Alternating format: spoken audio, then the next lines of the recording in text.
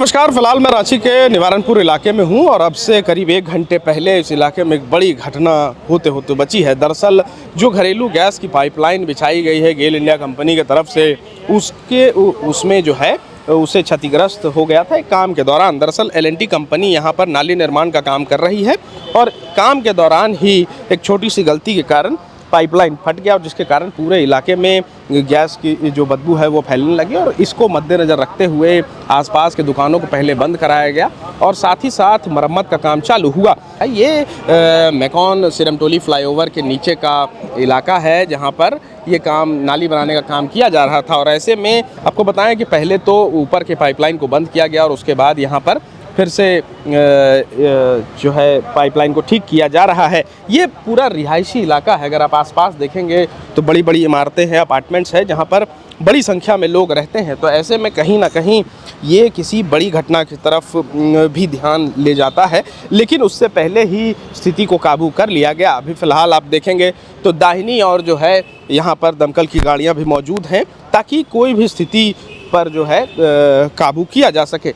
लेकिन राहत की बात यह है कि अब गैस का रिसाव ख़त्म हो गया है। हालांकि थोड़ी बदबू अभी भी हवा में है, लेकिन धीरे धीरे अब वो कम होती नज़र आ रही है।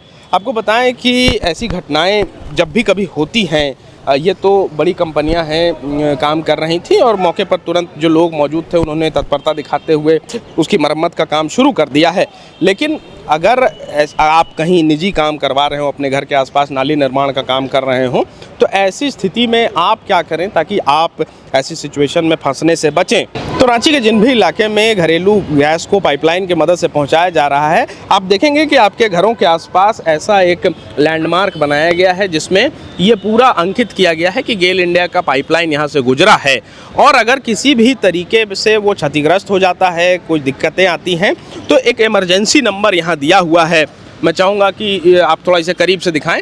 ये इमरजेंसी नंबर यहाँ पे दिया हुआ है 818012312111।